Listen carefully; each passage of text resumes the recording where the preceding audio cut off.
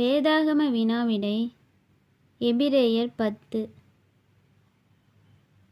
எது வரப்போகிற நன்மைகளின் பொருளாயிராமல் அவைகளின் நிழலாய் மாத்திரம் இருக்கிறது? நியாயப்பிரமாணமானது. நியாயப்பிரமாணமானது வரப்போகிற நன்மைகளின் நிழலாய் இருக்கிறபடியினாலே ஒரே விதமான பலிகளினாலே அவைகளை செலுத்த வருகிறவர்களை டேஷ் ஒரு காலும் பூரணப்படுத்த மாட்டாது.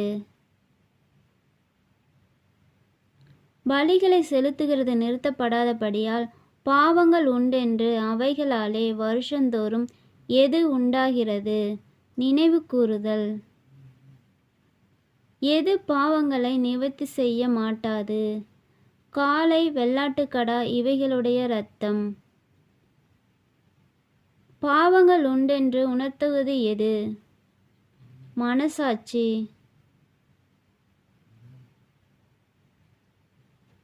டேஷ் டேஷ் நீர் விரும்புகிறதில்லை, பலியையும் காணிக்கையையும். ஒரு டேஷ் எனக்கு ஆயத்தம் பண்ணினீர், ஒரு சரீரத்தை.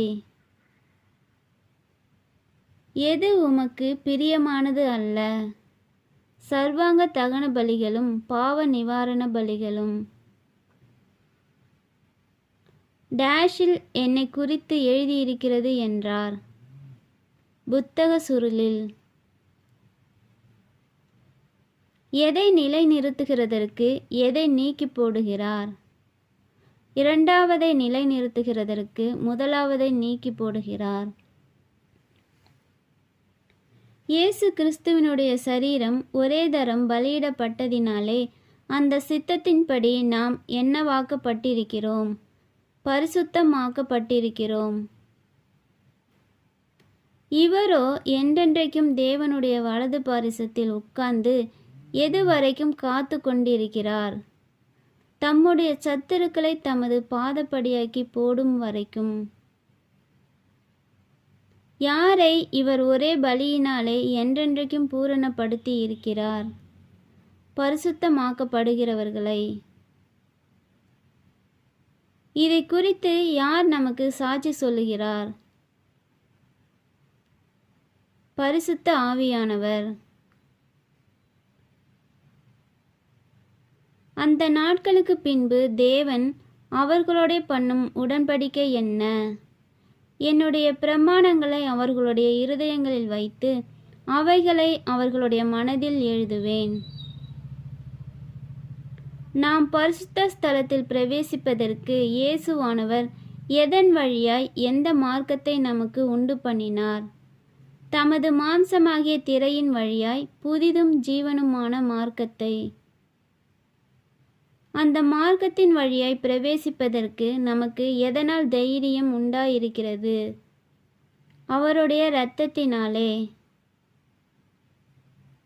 எதின் மேல் அதிகாரியான மகா ஆசாரியர் நமக்கு ஒருவர் இருக்கிறார்?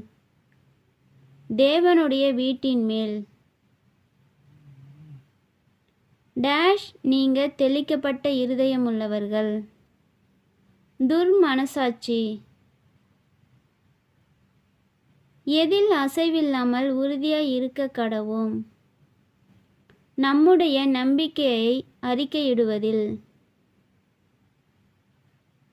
எதற்கு நாம் ஏவப்படும்படி ஒருவரை ஒருவர் கவனிக்க வேண்டும்? அன்புக்கும் நற்கிரியைகளுக்கும். எதை சிலர் விட்டுவிடுகிறார்கள்? சபை கூடி வருதலை. எதற்கு நாம் ஒருவருக்கொருவர் புத்தி சொல்ல கடவோம்? சபை கூடி வருதலை சிலர் விட்டு விடுகிறது போல நாமும் விட்டு விடாமல் இருக்க. எதை எவ்வளவாய் பார்க்கிறீர்களோ அவ்வளவாய் புத்தி சொல்ல வேண்டும். நாளானது சமீபித்து வருகிறதை. சத்தியத்தை அறியும் அறிவை அடைந்த பின்பு நாம் மனப்பூர்வமாய் பாவம் செய்கிறவர்களாயிருந்தால் நமக்கு எது இனி இல்லை? பாவங்களின் நிமித்தம் செலுத்தத்தக்க வேறொரு பலி.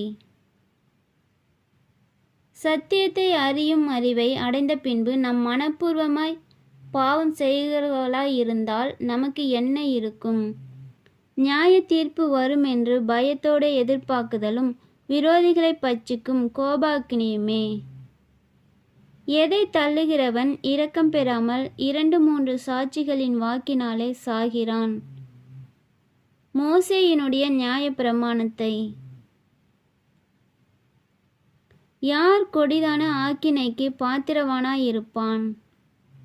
தேவனுடைய குமாரனை காலின் கீழ் மிதித்து தன்னை பரிசுத்தம் செய்த உடன்படிக்கையின் இரத்தத்தை அசுத்தம் என்றெண்ணி கிருபையின் ஆவியை நிந்திக்கிறவன்.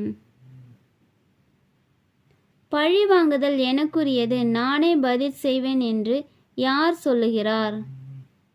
கர்த்தர்.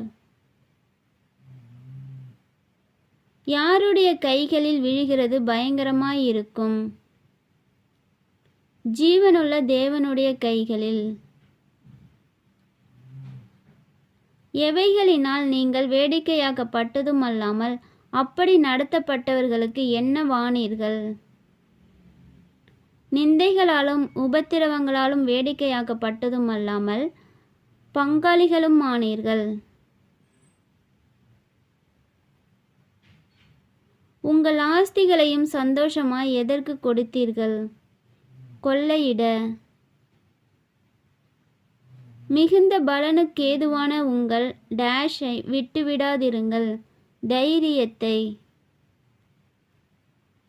நீங்கள் தேவனுடைய சித்தத்தின்படி செய்து வாக்குத்தத்தம் பண்ணப்பட்டதை பெறும்படிக்கு எது உங்களுக்கு வேண்டியதாய் இருக்கிறது?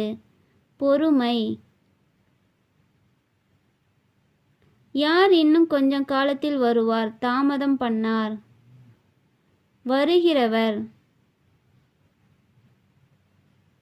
விசுவாசத்தினாலே நீதிமான் பிழைப்பான். வசன இருப்பிடம் எபிரேயர் 10:38. நாமோ கெட்டுப்போக எப்படி இராமல் ஆத்துமா ஈடேற எப்படி இருக்கிறோம்? பின்வாங்குகிறவர்களாய் இராமல் விசுவாசிக்கிறவர்களாய் இருக்கிறோம்.